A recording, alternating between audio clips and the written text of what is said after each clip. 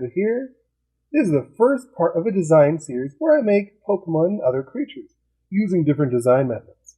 If you've been here before, you might have noticed that I've already started a design series. This is kind of a continuation / replacement. I'll be continuing using different design methods, but eventually the earlier videos will be redone with this multiple example style. First off, how about I tell you what we're talking about, and later doing a few examples of. Let's start by looking at the color wheel. For this video, I'll be talking about Triadic Colors. Triadic Colors are a set of 3 colors that are equally spaced from each other on the color wheel, like red, yellow, and blue. Off the bat, you're probably thinking, that's a weird set of colors. When would anyone use these? You use Triadic Colors to make something vibrant and usually fun. Well, at least normally you do. There are always exceptions. How about I show you a few examples of iconic characters that use Triadic Colors? Superman might be the most iconic of all Triadic characters.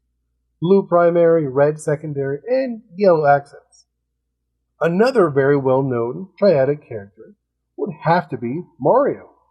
Even though he might be a bit more blue, I would actually say red is his primary, blue is his secondary, and yellow, again, is used as an accent. How about I show you a few more, but at a faster pace? Sailor Moon, Luffy, All Might. And this method can also actually be used in groups, like Sonic, Tails, and Knuckles. Right now you might be thinking, so are all Triadic designs just red, blue, and yellow? No, but it's definitely the most common. Here's a good example of a Triadic character that doesn't use red, blue, or yellow. The Joker from Batman. The Joker from the Batman series, probably his most iconic look, is the primary purple, secondary orange, and some green accents to go along with his green hair. Now we have a basic idea of what Triadic designs look like. How about I make a few of our own? To get my creative juices flowing, I like using randomizers. First, how about we jump into Pokemon? This is probably my favorite Pokemon-based randomizer.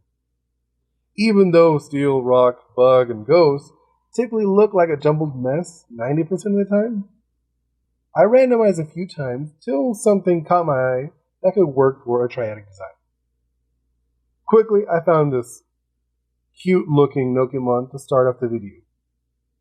Only thing, the typing didn't work for me. I'm thinking it's more of a grass fairy or grass. This is definitely a baby, like a first stage of a 3-stage mod. Starting off with some rounded shapes and really tried to push the cuteness by giving it a fun pose. I had a simple pose in mind, but if you're ever looking for poses, I would recommend Pinterest or fashion magazines. Here she is, a cute fairy grass type mod. I'm thinking oblivious and regenerative for the abilities. I'm not sure name-wise, but I'd probably base it on Rapunzel and having Evos with a feminine look and long hair. Now I'm warmed up, let's go into an animal item randomizer. So I got a fish and a jacket. To be honest, I didn't know why, but I thought handfish. I mean, have you seen those? I did a quick Google search, found that handfish are from Australia. From there I thought rugby player, with like a Letterman jacket. For this design, I wanted to block it out and have a strong silhouette. I went for a lunging style pose, kind of like leaping out, which I thought would be really cool for a fish. I really wanted to avoid the water type aesthetic that fish Pokemon usually have. So, here he is, a tough ground fighting type mod. Ability wise, I'm thinking Intimidate and Moxie. Maybe the hidden ability Defiant.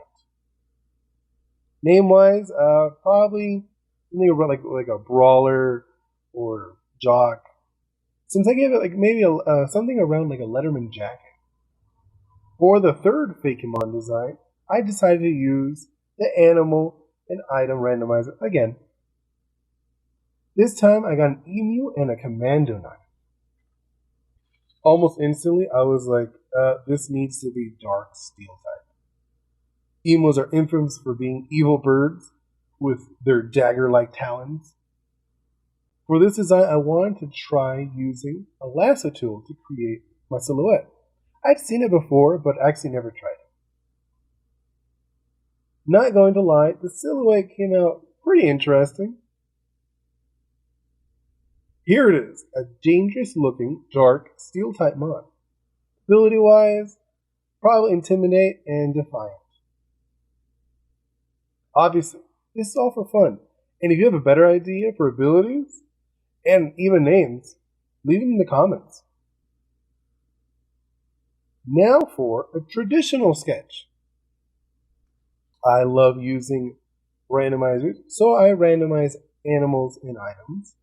This time, I got an otter and clouds, but chose not to do a fakemon. I'm a huge fan of Pokemon, but I'm also a big fan of Monster Hunter. So I thought making an otter monster could be pretty cool. Looks way more like a leopard monster, not an otter. Either way, I kept working on my leopard monster with icy mountain aesthetics. Not the worst design, but it's pretty good for my first monster from Monster Hunter style creature. Well, a monster can't go without a hunter. Just to keep up with the different rough phases, not because I'm lazy and don't want to actually try to do proper anatomy. I chose to use a 3D model and sketched over it. Chose to do a dual wielder with katana-like blades. Here he is, the final version of the hunter. And you know what? Here's a little bonus. Looking back as he moves towards an intimidating peak where the monster might live.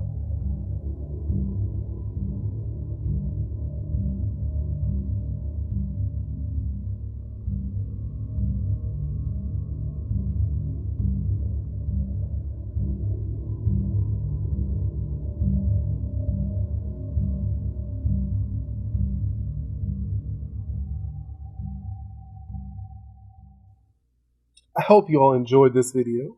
I'll keep making more fakemon in my design videos, and might actually change up the others. My previous design videos can be found in the playlist. They are relatively short and are mostly 3D sculpting. I also have an ongoing series where I do fan sculpts. Feel free to leave suggestions for future videos down below. Before I go, I want to tell you something. You're more than you do, more than you like, and more than you give. Stay lively, and see you later.